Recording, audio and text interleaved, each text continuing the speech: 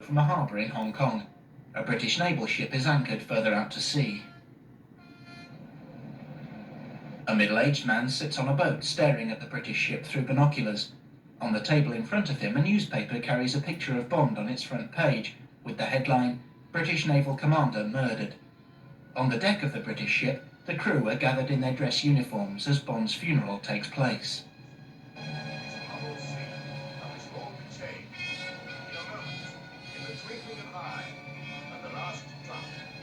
The trumpet shall sound, and the dead shall be raised incorruptible, and we shall all be changed. We therefore commit his body to the deep, to be turned into corruption, looking for the resurrection of the body, when the sea shall give up her dead. Present! A salute is fired as a ramp is tilted and Bond's body, encased in a white body bag, slides out from under a Union Jack flag and drops into the water. The body sinks beneath the waves and gently comes to rest on the ocean floor.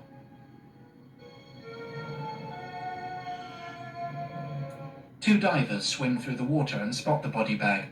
They dive down towards it and pick it up between them.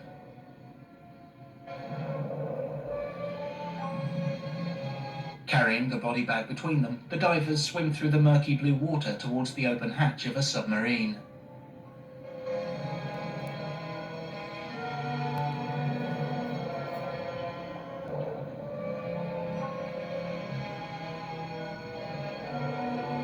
They carefully feed the body bag into the hatch and swim in with it, closing the hatch behind them.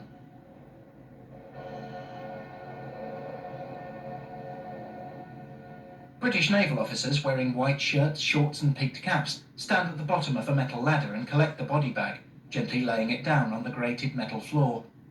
One of them looks up at his superior. Carry on. Aye, sir.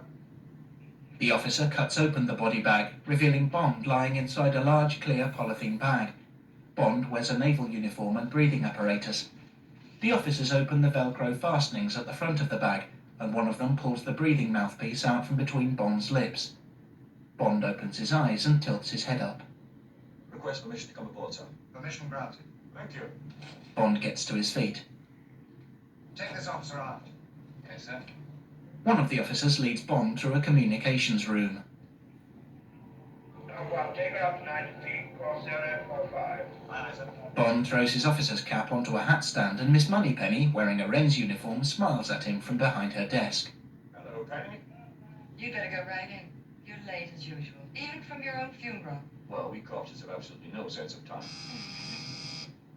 In you go, sir. Thank you, ma'am. Bond steps through a doorway into M's temporary office. M, wearing an admiral's shirt with several medals on the chest, reads a piece of paper, then glances up at Bond. Oh, sit down, number 7. Thank you, sir. No ill effects? Not at all, sir. Well, now that you're dead, perhaps some of your old friends will pay a little less attention to you for a while. Give you more elbow room. You'll need it, too. This is the big one, 007. That's why I'm out here myself. I take it you're fully briefed. Oh, yes, sir. But there's one thing I don't understand. If our Singapore tracking station is correct about the rocket not landing in Russia, then where did it land? We assume it's Japan. Mind you, all this is pure guesswork. But the PM wants us to play with everything we've done. And the aerial reconnaissance? Every inch photographed, nothing. Are the Japanese equipped to launch such a rocket? We don't think so. And who else is? That's what you've got to find out, and fast. Before the real shooting starts. This damn thing could blow up into a full-scale war. When you get to Tokyo, go to that neighborhood address. Our man Henderson will contact you. Henderson. Captain here, sir. We're on the way. Pull ahead. Right. Bond burns the address. Well, that's all. Thank you, sir. 007. Sir? We've only 3 weeks before the Americans launch the next one. You know that, don't you? Yes, sir. And my sources tell me the Russians are planning one even earlier than that. So move fast, 007. Yes, sir. Bond steps back into Moneypenny's office and retrieves his cap. Oh, by the way, how was the girl? Which girl? The Chinese one we fixed you up with. Oh, another 5 minutes I'd have found out. She'll never know what she missed. But Moneypenny, give 007 the password we've agreed with Japanese SIS. Yes, sir.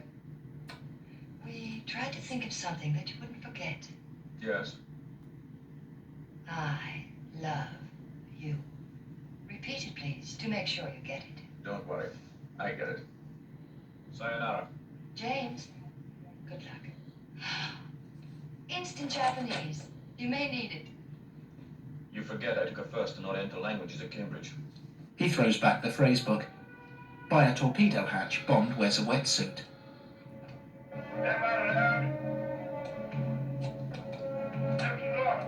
A couple of crewmen open the torpedo tube and help Bond inside. They close the hatch door behind him.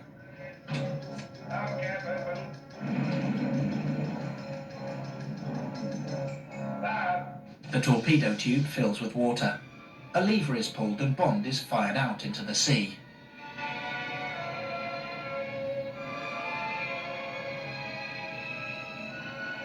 Bond swims through the water and eventually emerges on a rocky shoreline. He pulls up his face mask and looks over at an amber sunset behind a grassy hill.